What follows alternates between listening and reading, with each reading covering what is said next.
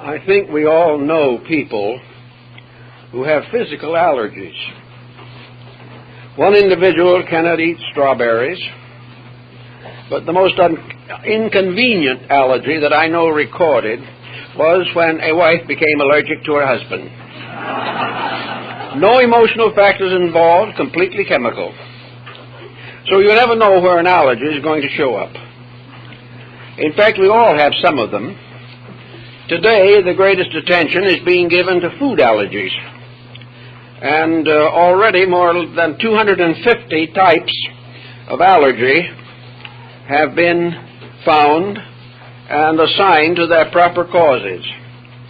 Of course, our ancestors knew nothing about this, which probably was a great help, because they lived simply, ate normal food that had been honestly prepared, and went along with only an occasional outburst in which a particular product was especially offensive. But while we have been going along thinking a lot about food allergies and pollen allergies and climatic difficulties, we have forgotten that there are also allergies that affect the mental and emotional lives of people. You can have a mental allergy just as easily as you can have a physical one. In fact, a great deal of unhappiness is the result of the unsuspected fact that the psychic integration of the individual is very sensitive, easily disturbed, and very often annoyed. Under these conditions, it's interesting and perhaps profitable to study a little bit to see if we can trace the processes within ourselves which might result in, or has resulted in, an allergic reaction to circumstances. The first thing we have to do is to sit down rather quietly and try to decide what most frequently upsets us. An upset psyche is very much like an upset stomach. It can be very annoying, and if not corrected, will continue to develop until it can become such a firm part of the personality that we have to live with it the rest of our lives. So we can try, if possible, to determine matters that are particularly difficult for us to face and yet are not especially serious in themselves. One of the more common problems we have today is our allergic reaction to world conditions. There's hardly anyone who hasn't found contemporary circumstances indigestible. We are concerned over the problems of nations, and we take upon ourselves, very personally, situations we can do nothing about. One of the problems, of course, is to trace our allergic reaction to world affairs, to see if we can decide which particular part of our own nature is most likely to become involved. Our allergies are not consistent any more than the food allergies are. They do not follow well-regulated patterns. They nearly always arise where there is a powerful element in the personality itself. In food allergies, the system tells us what we can eat. And in emotional and mental allergies, the mind or the emotions decide what we will accept or reject. And where rejection comes in, there's always discomfort of some kind. So we must try to discover, if possible, how to cope with certain difficulties of temperament. The easiest way to approach this, of course, is to watch yourself for a few days and note down things that especially annoy you. Situations that you say, I just can't stand. Or if you have people you know that you hope will never visit you again. Why? What have they done to become a nuisance to your psyche? How have they offended your psychic digestive system so that you find it convenient to ignore them? Now, in the physical phase of matters, we are warned against junk foods. But in matters of psychic allergy, we have to go much further than this. Even physical allergy can go into climate. It can cause individuals to be uncomfortable and sick simply by being in an atmosphere that displeases them. Hot and cold can prove allergic to people. Some like hot weather, some like cold weather. Some prefer the mountains and others the desert. What these preferences are may be difficult to examine, but we must try to do what we can.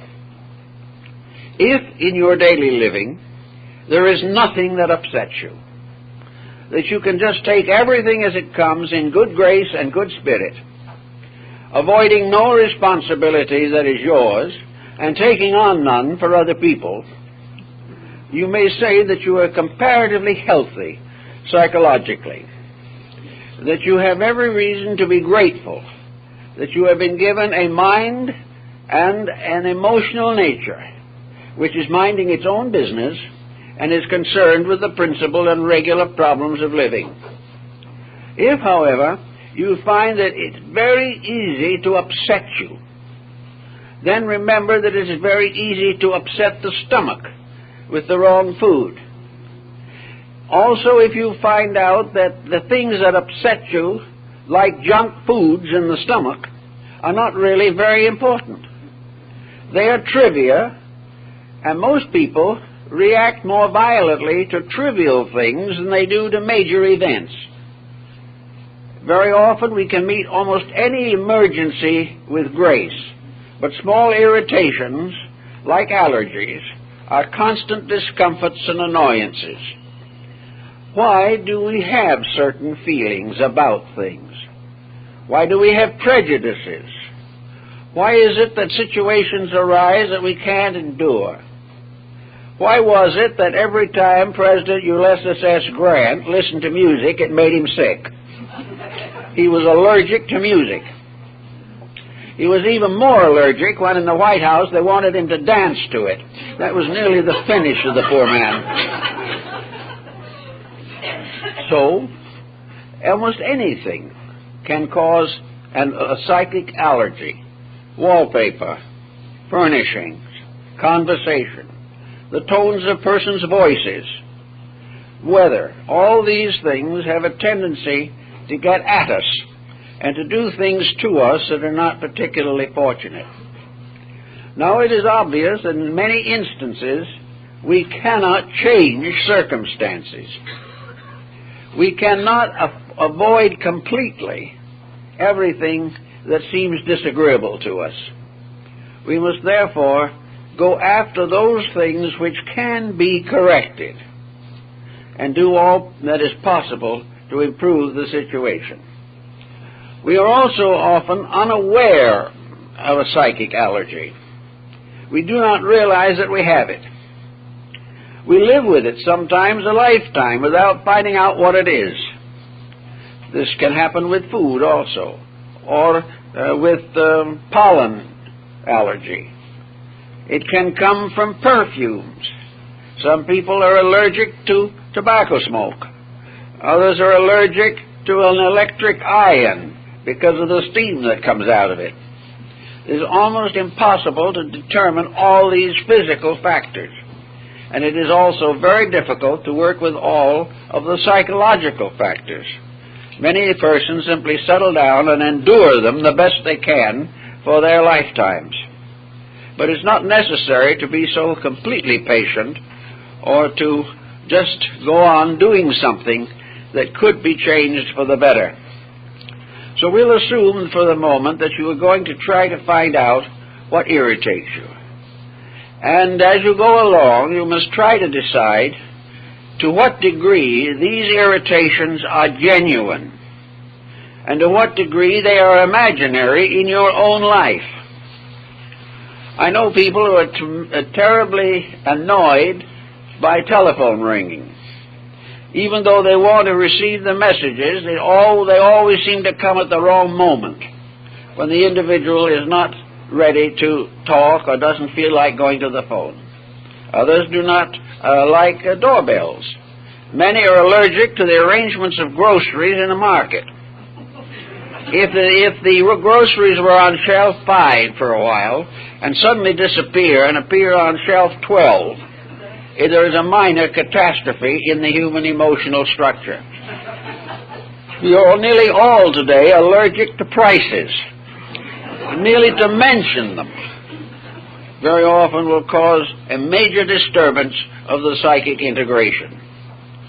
Now, as we go along with some of these matters, it becomes obvious that what cannot be cured must be endured.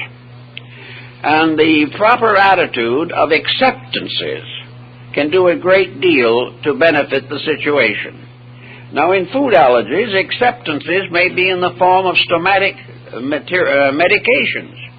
An individual who has certain difficulties can take certain remedies for these difficulties and enjoy greater comfort. The same is true in psychological allergies. The individual can rearrange his affairs so that he can endure his dislikes with greater grace. Now, if you have a tendency to worry about this, sit down and estimate in your own mind the value of an antagonism or an antipathy. Try to find out what it costs to take an attitude that is essentially unhealthy. What do you gain? With a food allergy, you may enjoy a dessert and be prepared to stand the results. But with a psychic allergy, there's very often no dessert to enjoy first. There is simply a difficulty that has no rewarding factors unless the mind itself changes. This is probably where natural law steps in. We are supposed to control and discipline our natures. And if we do not do these things correctly, then the body or the mind or the emotions will be disoriented. The person will suffer because he has failed to keep the rules governing the circumstances which annoy him. He suffers because he cannot have his own way in a universe in which finally his only out, his only security lies in following the way of heaven. We cannot stand against inevitables. We shouldn't even try. When an inevitable comes along, we must try to learn its lesson. We must escape from its penalties by transmuting our own relation to the incidents. If the things cannot be changed, we have two choices. One is to depart from the situation as gracefully as possible and just give up trying. The other answer is to take the situation and ask ourselves very simply, what does it mean to me and how can it help me to grow? How can I learn to grow above an allergy? How can I finally come into a peaceful relationship with that which I have normally disliked? Now, if the thing you dislike is bad, you're not supposed to come into a peaceful relationship with it. You're supposed to simply leave it alone. But if it is good but difficult, or has possibilities of being important education-wise, then the problem is to work it out through an understanding of life. This is where philosophy comes along. Philosophy is a kind of a metaphysical system of dietetics. It has a method of providing nutrition to the inner life of the individual. Now, we will find that there is no complete conformity as to what nutrition anybody needs. But there is our general rule proving conclusively that the test of nutrition is its result. If the nutrition physically helps the situation, it is right. If it makes further difficulty, it is not right. If an effort to solve a condition in life improves that condition, then we're on the right track. If it does not improve the condition or makes it worse, then our remedy is not effective. We are not doing the thing correctly, or we are not following the way of heaven as far as that incident is concerned. Actually, philosophy cuts through most of all human relationships and attitudes. It gives us a commanding relationship with life.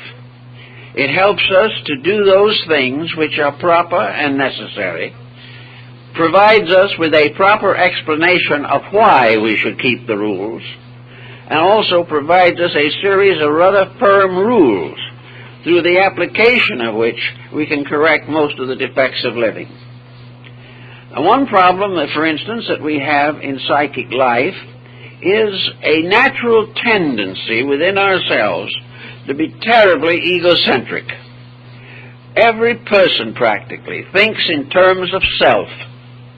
In some mysterious way, as a personality, we are mixed up in our own conduct, too intimately and often too irrationally. We do want so desperately to do what we want to do that we regard all interference as objectionable. Anything that interferes with the fulfillment of our own desire becomes an adversary. And if it is a person, that person becomes an enemy, or at least we have no longer any interest in them. We do not have much interest in anything that is different or differs intellectually or morally from our own personal code. Now, this presents itself as a real challenge, because for the most part we are all better off when we have some contact with things about which we do not agree. It is very important to have an occasional disagreement, but this disagreement should be intelligent.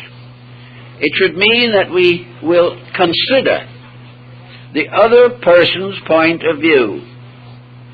And this is the most difficult thing of all. And one prominent businessman is said to have spoken about this subject in a club talk. He said, we have to get along with those stupid people who do not agree with us.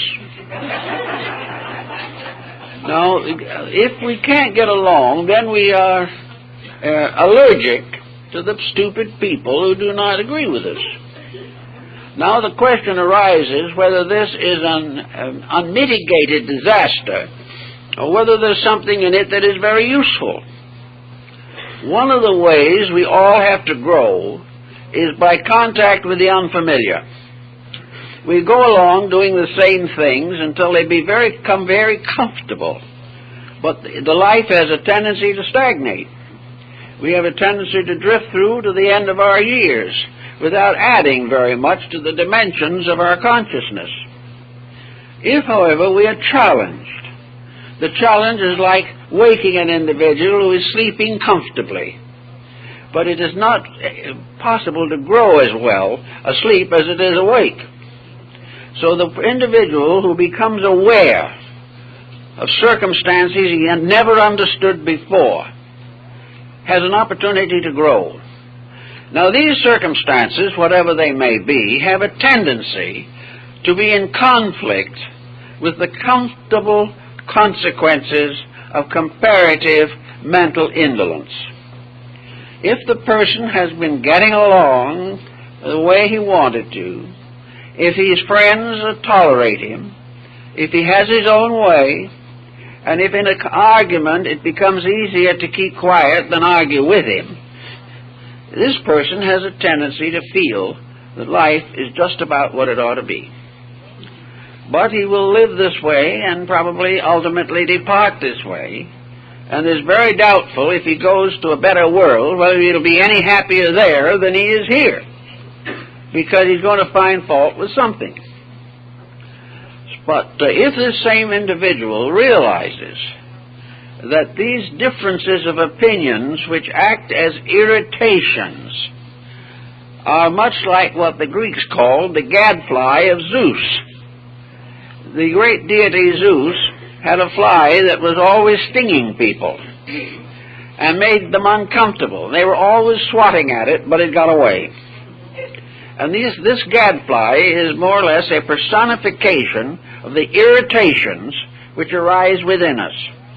This gadfly is the constant contact with people who will not do exactly what we want them to do, who do not agree that we have infallible attitudes, or that we know exactly the right color for the wallpaper.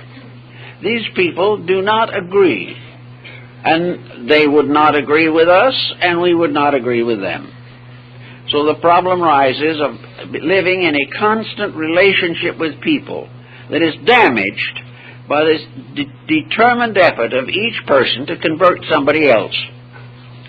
If this problem has arisen in your life, and if you find that you gradually lose friendships, or lose opportunities, or even lose employment because of attitudes, then you have a psychological allergy that is very well worth working on and trying to overcome.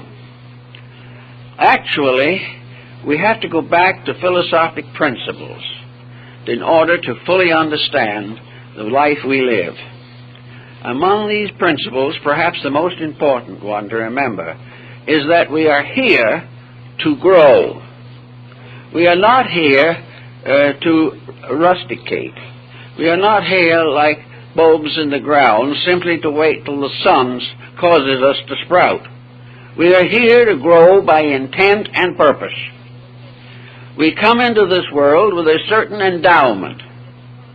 This endowment is very much like the biblical statement of the talents.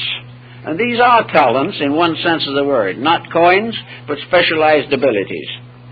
We come into this world with potential for growth. And a successful life is the one in which this potential is made real in action. The individual who is able to live throughout his lifetime without changing his mind on any subject is the most dismal failure of all. Because no one at the present time is wise enough to be able to go through life without improving and at the same time fulfill the destiny for which he was intended. So we have to begin by assuming that we are going to live in a world which is not going to agree with us in everything, a world in which other people will try to do to us what we are desperately trying to do to them. When we do it is an act of wisdom. When they do it is a very unpleasant occurrence. One more problem that we have to take from natural law is that nature reserves health, happiness, peace of mind, security for individuals who make corrections in their own dispositions. No one can be happy as long as the ability and capacity for unhappiness is strong within him. A person who is unhappy will not become any happier unless he changes himself. The idea of depending on other people is a mistake. In modern life, we are making a grand mistake. We are assuming that happiness is something that we can buy.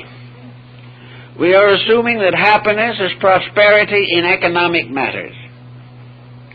We are assuming that we can achieve internal security, peace of mind, and peace of heart by increasing our worldly possessions. As means of improving our characters, wealth of all kinds, possessions, things, luxuries, must be considered junk foods. They are not sources of any strength. They are sources of gratification of all kinds of uncorrected attitudes within ourselves. We are not here to hope that the gratification of the accumulative instinct is going to solve any problems that we possess. If we have no problems and are getting along fine with everything we have, it's not going to be very easy to change. But nature, fortunately, does not allow any life to run its entire length without challenge. There has to be a certain amount of growth. And if nature finds it's impossible to achieve growth in an individual, then a kind of articular sclerosis, auricular sclerosis takes in. We have no further growth. We have no further advancement, and we begin to decline, dry up, and finally blow away. There has to be growth, and the growth is interfered with by the individual who locks himself against it. A form of allergy psychologically is therefore self-centeredness, selfishness, and the will to do what one pleases at all cost and regardless of consequences. This kind of life is bound to come to trouble. Another type that is in difficulties most of the time is the person who lacks the willpower or courage to make any major decisions. They depend upon others to do their thinking for them. In this way, they allow other people to be the source of the psychic allergies from which most of us suffer to some degree. The person who tries to get away from the responsibility of decision is building trouble, because he is now going to depend upon some other person's opinion for a decision he should make himself. The other person may say to him, well, if I was you, but that's where the rub comes in. The other person is not you. And what might be perfectly normal and natural for them is merely another allergy for you. We cannot depend even upon expert counseling to take the place of personal decisions made with strength of character. Another very important factor in this type of problem is the essential psychic concept which we all have about ourselves. Each of us, one way or another, tries to answer the question, who am I? This is not an easy question to answer. For the most part, this thing that we call I is an ego, which is an accumulation of pressures. Buddha probably came nearer than anyone else to giving a proper estimation of the nature of I being a summary of the reflexes of the sensory perceptions brought together by the mental coordinator. Therefore, the I is not an infallible divine being inside of us. It's pretty obvious that it's not infallible, because if it was the one source of life in all of us, there could be no differences of opinion. If the power within us was absolute, we could never be in trouble. But it's not absolute, and it is not a preventative of trouble. In fact, it communicates trouble to most of its own parts in the course of years. But if it is a coordinator factor, if it is something that brings together a whole series of intensities and impulses, dramatized by the five sensory perceptions, then this thing I call myself is very largely merely a summation of my complex temperament.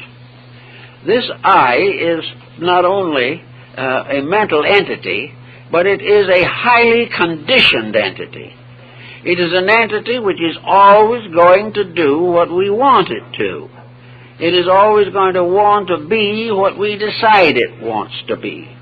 And the person, when he says I, is not speaking from a point of great wisdom or infallibility. He is simply telling the story of his own nature and all the allergies that are locked in it. Very often the ego is simply defending an allergy, or defending a concept, or trying to prove the validity of an antagonism. Very often it takes years for an individual to prove just how bad his enemy is. I know cases in which it took 3 generations to make a real fiend out of an adversary. And all this time the adversary didn't know anything about it. The individuals who hated were sick. The object of the hate could care less. Made no particular difference. They were sorry. They may never have found out why they were hated. But one generation after another fed an antagonism until it became a family heritage and affected children and their children to the third and fourth generation.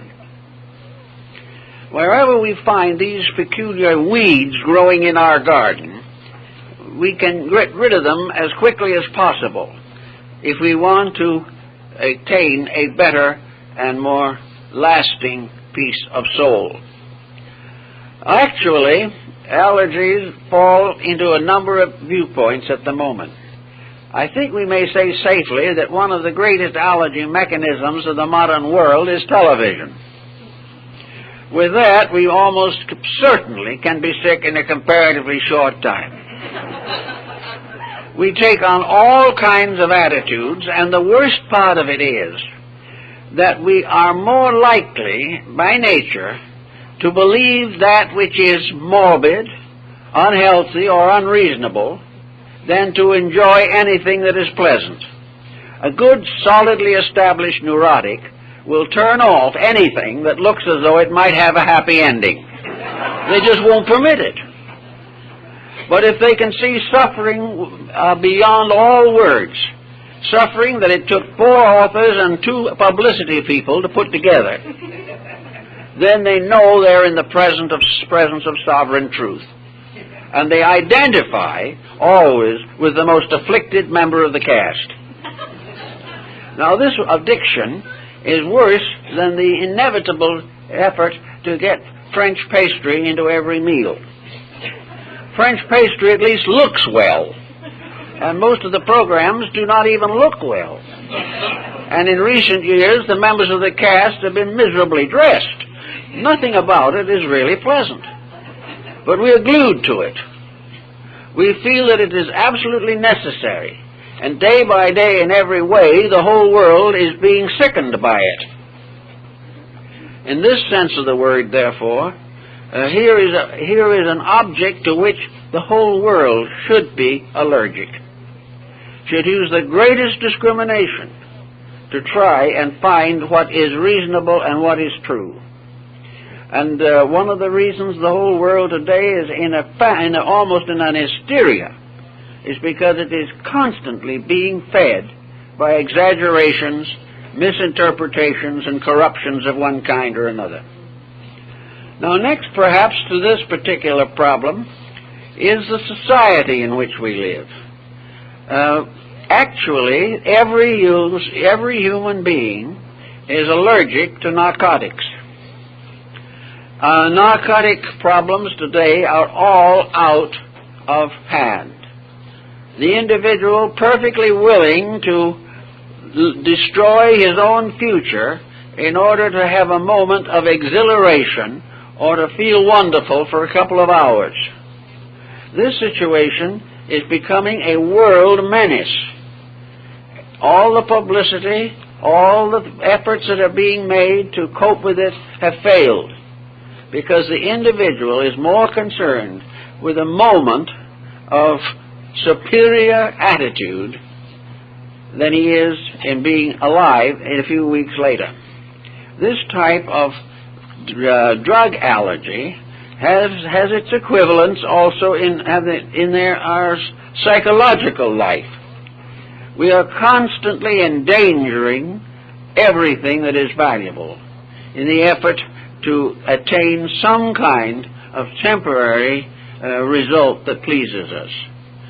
Out of this has come all kinds of activisms, all kinds of anarchy, everything that is possible to dramatize life and cause it to escape from the boundaries of common sense. One of the reasons we have so much violence in the world today is because most people have nothing constructive on their minds. They do not even want to think straight. They want to do what the drug addict does, have a high for a few minutes. So for a high, they have a riot or an outbreak of assassination, or they walk into somebody else's country. This is an emotional reaction. It is a self-expression from a person or groups of persons who have nothing in themselves worth expressing, and having no constructive attitude, follow the well-known advice or recommendation of the past, or what my grandmother always used to say, the devil finds something for idle hands to do. And the world is full of idle hands, and things are out of control. So the person who wants to get over his allergies must have something on his mind, some way of life that is more important than an allergic addiction. Philosophy can help him. It can give him a reason for life.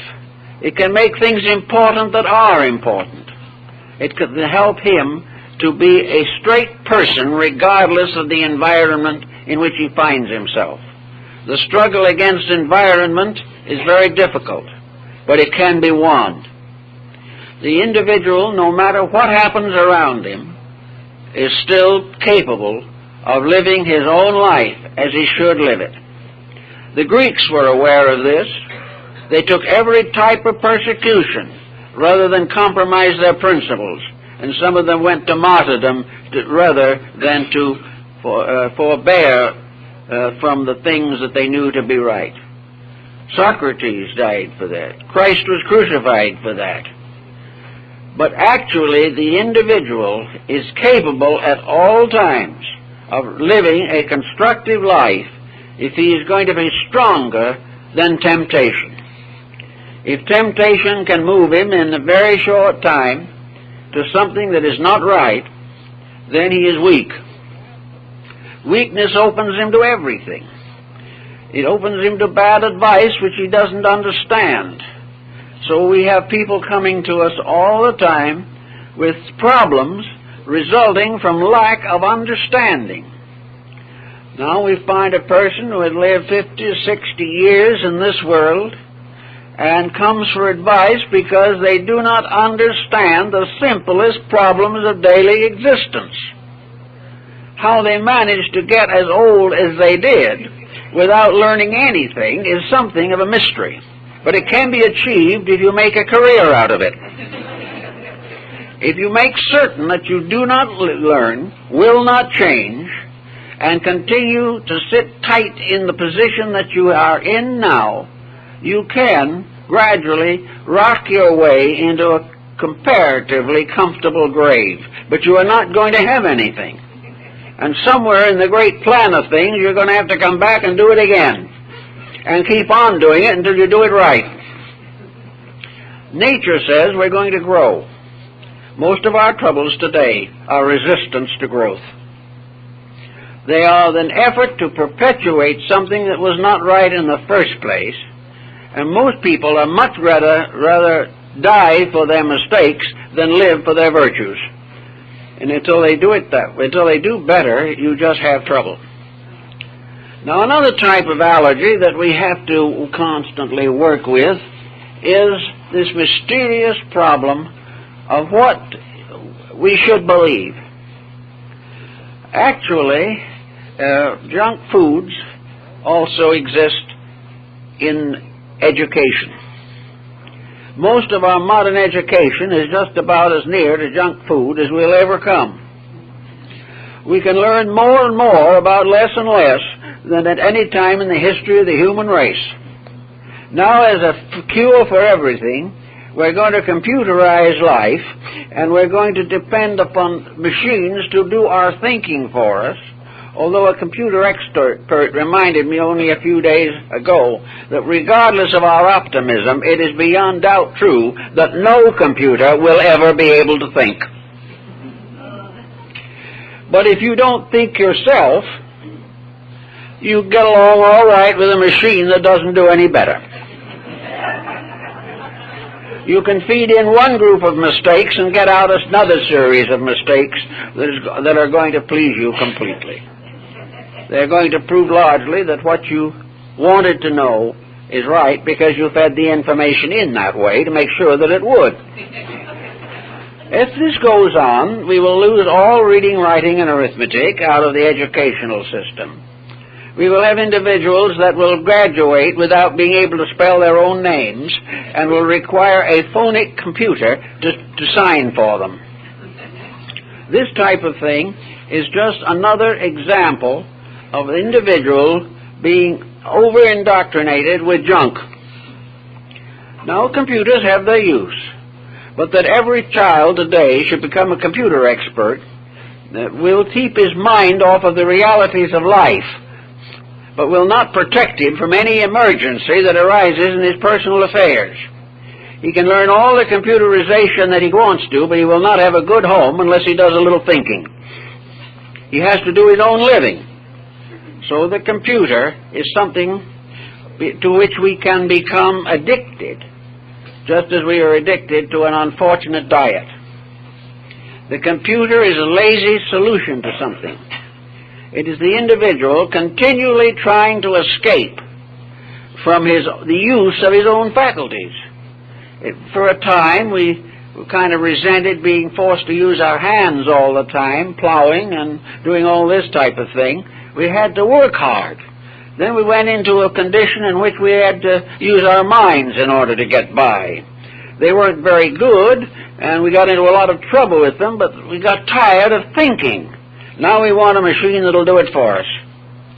And it will do it for us, all right, and we'll end up in a great deal of trouble.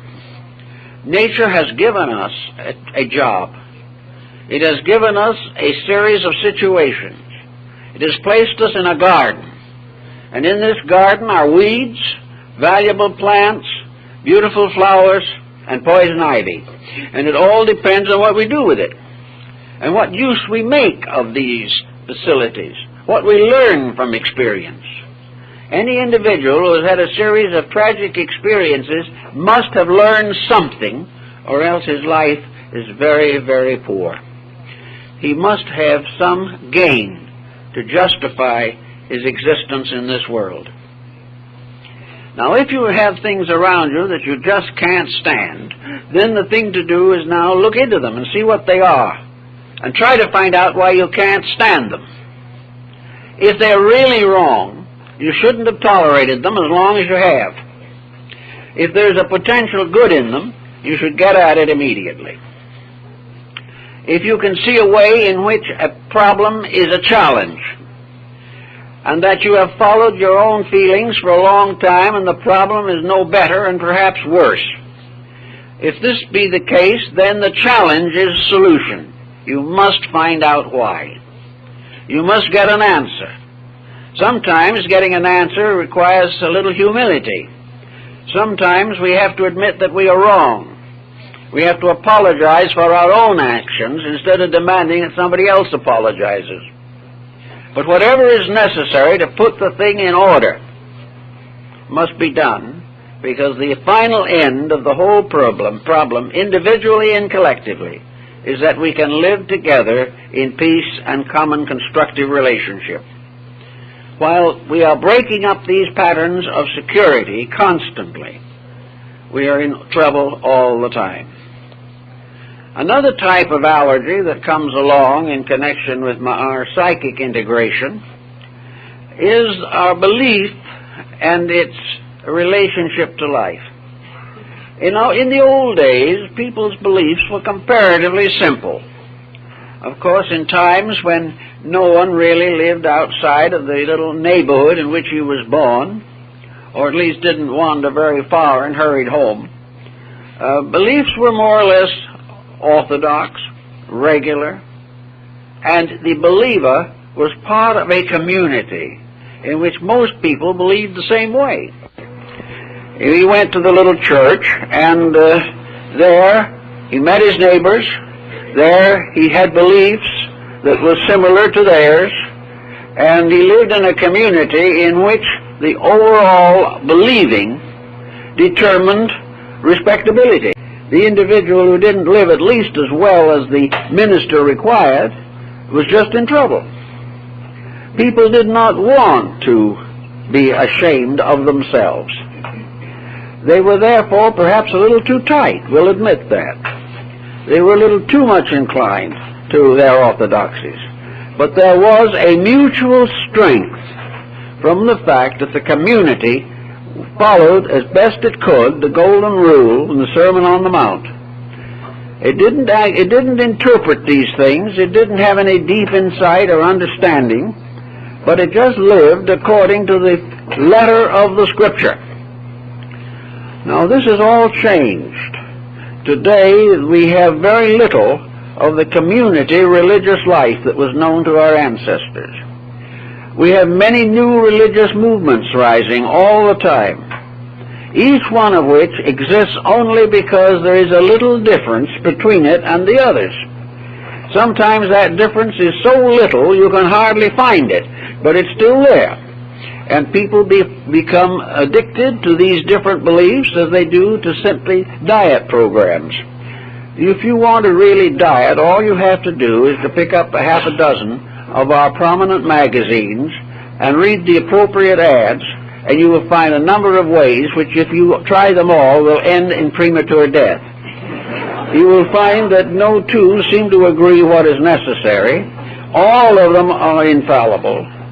All of them are harmless, and nearly all of them are impossible. So the person has a whole series of nutritional recommendations. How he should eat, what he should eat, what support he needs, all about the vitamins and the minerals. He has given a long and elaborate description of all the things necessary to his physical health.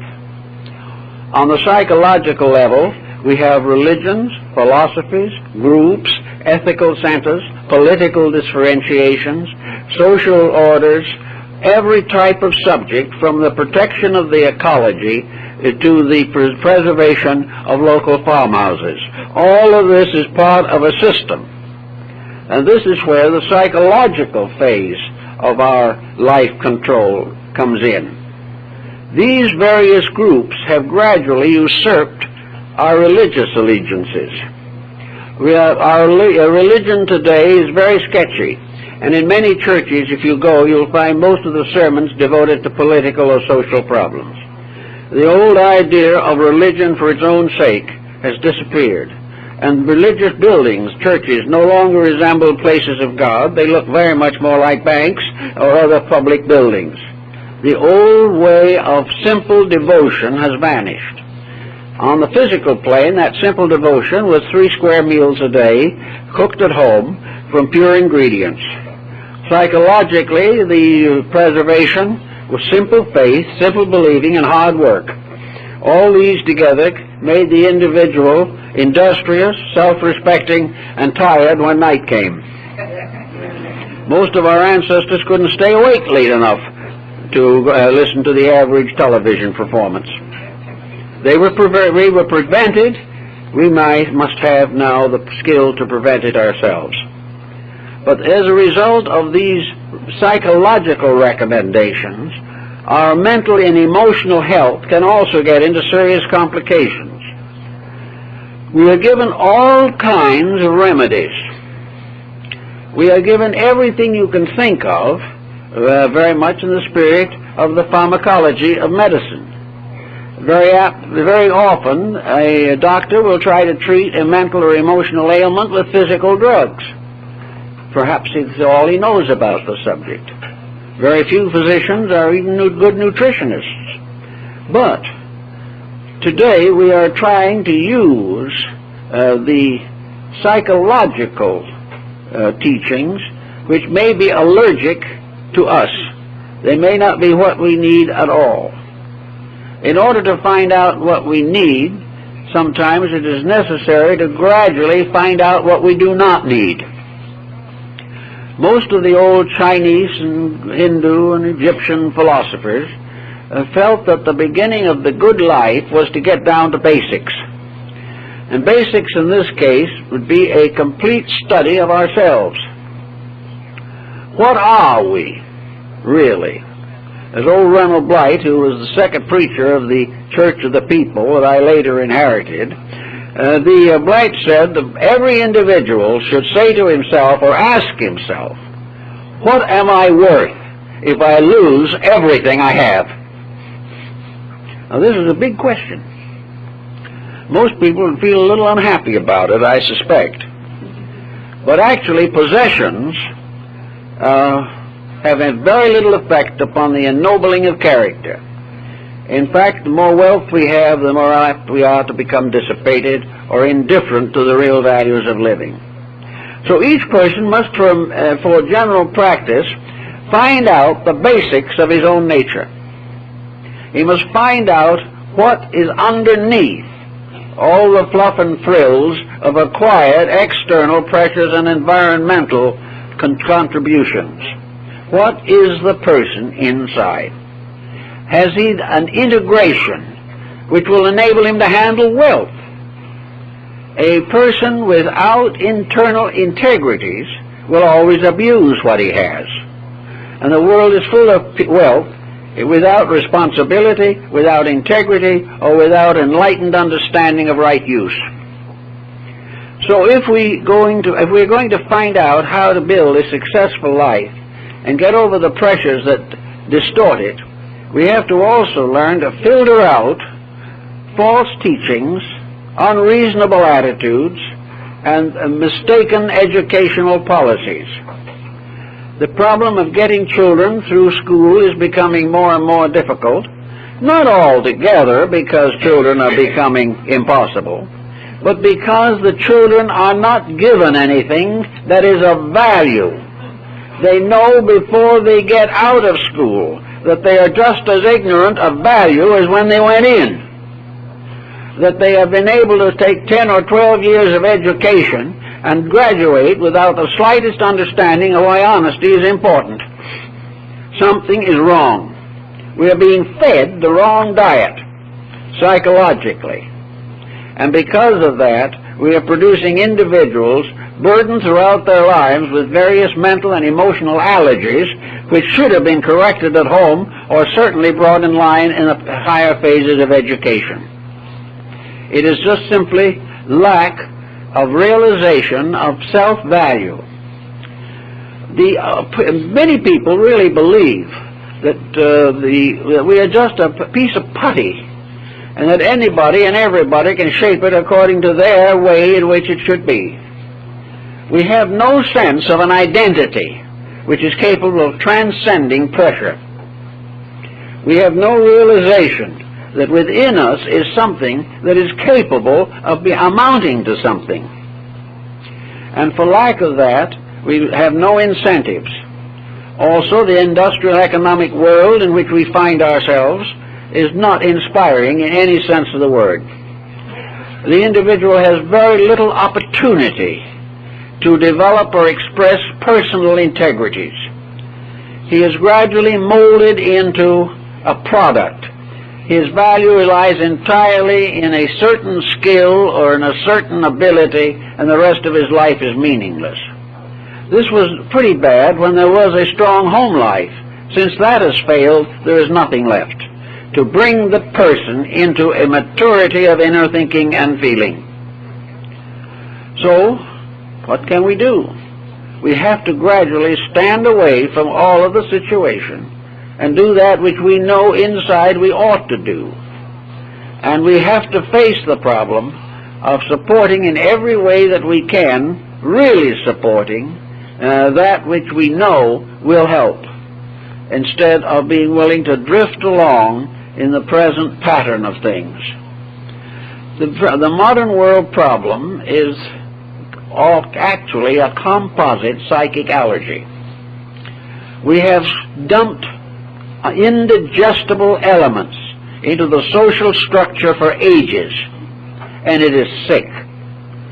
It is very seriously ill. And if life consisted of this social project alone, we would be doomed. But this social project is simply a sickness brought on which cannot destroy the life in us, but can make it very difficult to endure. The actual life within us, the kernel of eternity that is locked within our own natures, is immortal. Nothing can destroy it. Nations can come and go. Empires can rise and fall. Even the most horrible nuclear war cannot destroy the eternal, inevitable divine spark in any living thing. We can destroy the bodies of things, We can destroy the bodies of insects, but we cannot destroy the life in them. But we throw this life out of the body which it would naturally inhabit and turn the world into a graveyard of shells, the spirits of which have been forced out of manifestation. We do not need to worry about being destroyed. What we need to worry about is being delayed, being variously conditioned against the reasons for life. We cannot be prevented from that eternal growth, but nature, if it's necessary, may destroy an environment which man himself is no longer the skill to control. Unless we do it, nature will do it. And nature does not play favorites. Nature rewards only virtue. Nature provides security only to that which deserves it. Therefore, we all of us must become more and more deserving. And in order to do that, we must become more and more involved in values. If we are not able, by virtue of background or of present condition, of making some major gift or contribution to life, then we serve God perhaps by releasing the God in ourselves most adequately and most immediately. This is a job we can all face. We cannot change the course of history, but we can change the course of personal biography, and it's about time to give this a great deal of serious thought. Now, when we look over the problem of ourselves, we may get to be a little discouraged. We realize we've come a long way along the path of time without accomplishing very much. Also, that if the truth were known, when it comes to making a decision, we're simply bewildered. We're not at all sure what we ought to believe. We're not sure how we ought to live our lives. We are not sure how much we should spoil other people or should allow other people to spoil us. We don't know whether we are kind to our children by not punishing them, or cruel to them if we give them a thrashing once in a while. We really do not know what to do. I have people come to me all the time and ask me what church they ought to go to. They don't know. Also, they would like very much to know the best reducing diet, and I'm an expert on that. But, in other words, there's always questioning. People do not solve their own problems. They feel they're not able to do it. Well, if there is some simple general problem that you face, even one out of a dozen or more that you know are there, take one and go to work and educate yourself toward a solution. If there's something you want to do that is worth doing, find out how to do it. And also learn how to do it correctly, realizing that in order to accomplish anything correctly, we've got to roll up our sleeves and do it ourselves. If we will work this way, we will get some action. So if, for instance, you have dissatisfaction with your internal life, if you would like to know more about art or music or philosophy or medicine or any subject, then the thing to do is to so regulate your affairs that you have time to do the things that you want to do, and that the things you want to do are worth doing. The individual who lives their whole life wishing that something could be done usually dies without doing it, as in the famous example of Dickens' character of Wilkins Micawber. Actually, if you want to educate yourself, do so. If you want to learn philosophy, learn it. If you do not have the facility or the ability to do it all by yourself, tie into a pattern that is doing it and learn. Choose what you're going to do. Choose how you want to learn. Set aside the time necessary for self-improvement. And give up a lot of things that improve nothing, but which have become time killers throughout your life. Also, you can find tremendous opportunities for one of the most important service labors in the world, and that is helping. There is nearly always someone we can help, but we have to be awfully careful why we do it. If we want to help in order that we can be appreciated, we have missed everything. If we want to help and then turn around and try to have the other person do us a favor in return because we deserve it, we have lost everything. These ulterior motives, the moment they show up, are psychic allergies. They will destroy a good deed instantly and will reduce the personal satisfaction in your own consciousness of having done something worthwhile. So it is only for the good deed, for its own sake, that we are concerned. A good deed is allowing the God in you to work naturally. The deity in each of us wants to use us as instruments for the manifestation of the divine plan. When we use it this way, then we get away from the egotism, because we suddenly realize that it is not ourselves, but the Father in us that doeth the works.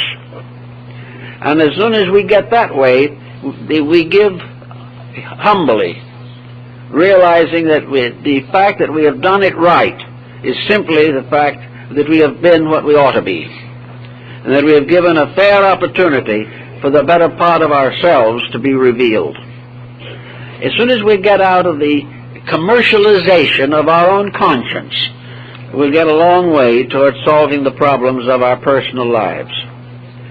So therefore, always bear in mind that a life is in some sort of way a kind of continuing prayer. The individual is either cursing or praying most of his life. He doesn't realize it and doesn't know it. But everything we do is either in honor of truth or against truth, one or the other. There's very little neutrality, because laziness is against truth.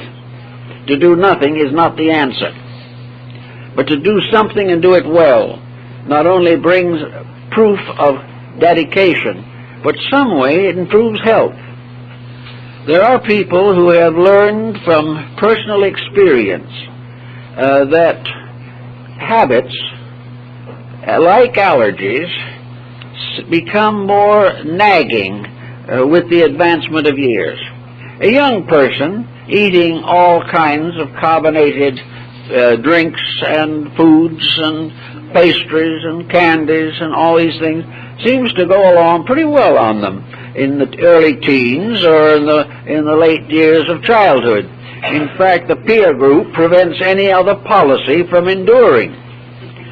But as you get older, if the appetites do not mature and become more reasonable, first thing you know, the little aches and pains begin to appear, and you go to some dietitian or specialist, and they tell you that your diet isn't doing you any good, that the time has come to think in terms of nutrition rather than simple terms of enjoyment. So you find that it is necessary to change your ways, or else your bad dietetic practices are going to be the finish of you. Now, the same is true with the psychic allergies. While we're young, we can make all kinds of mistakes and seem to live through them. We have poor relationships with life. We come under the influence of persons who are not responsible, and yet in many instances we seem to drift along, and we're fairly respectable people. Majority of persons are as respectable as their background protects. Actually, however, as we get older, these psychic allergies begin to cut into health. And more we are realizing that physical ailments are mostly the long shadows of psychic debilities.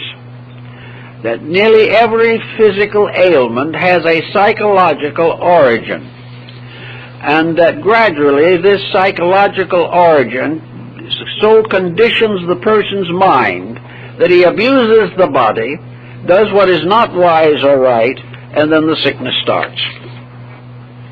So with this type of problem, as we quietly take on problems, solve them, and transform pressures into enlightened consequences, the body does enjoy the benefits.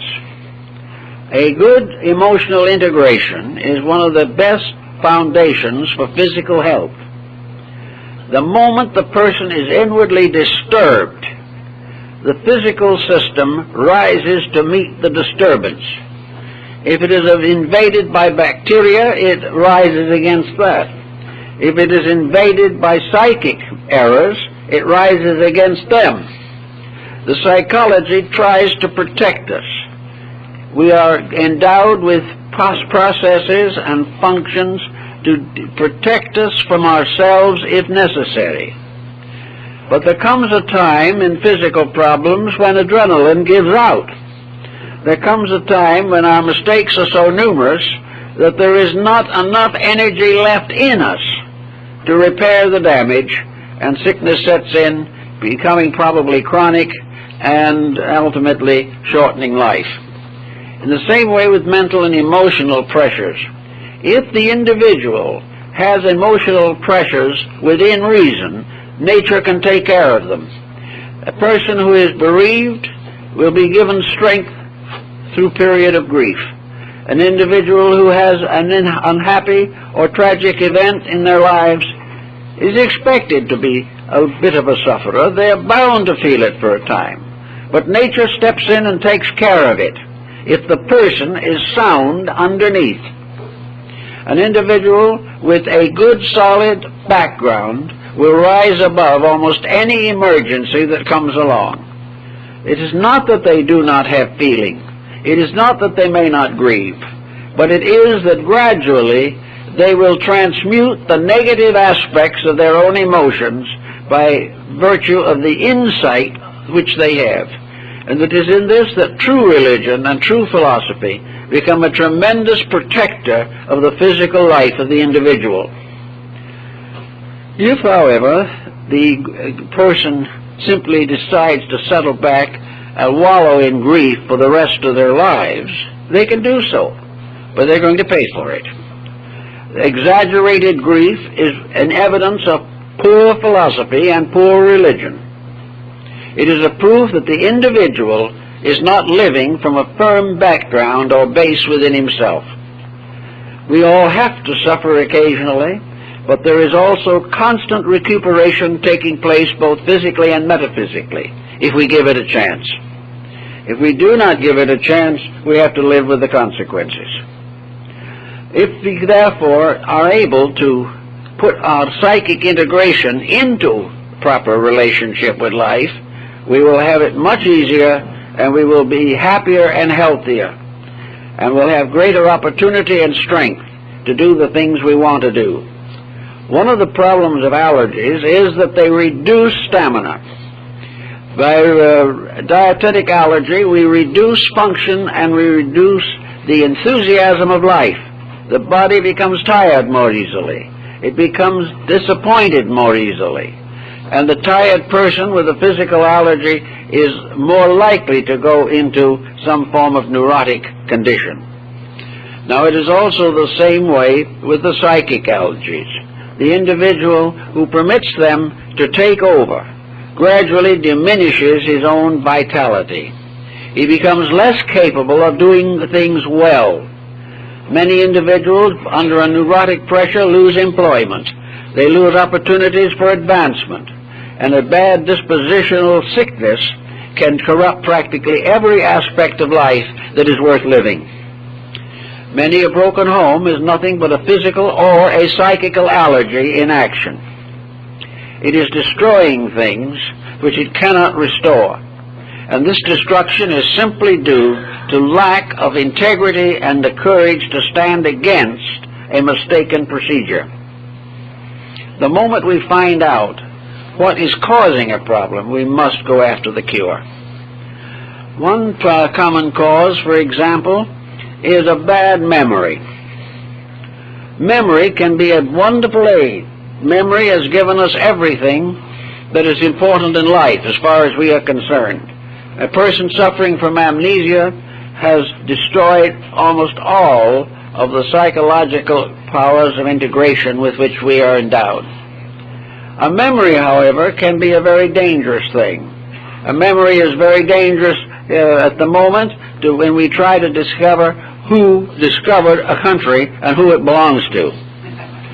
If we had no memory of the situation, we'd probably be better off. But we now have memories in countries of invasions time after time after time. We see countries that have been overrun 10, 12, 15 times in the course of history. And as a result is the country's memory is very uncomfortable. It is distorted and possessed with all kinds of antagonisms and with all kinds of misunderstandings. A little reality and a great deal of exaggeration, and the result is chaos. Now it's the same way with ourselves. Many of us are really suffering acutely from our memories. Memories can be allergic.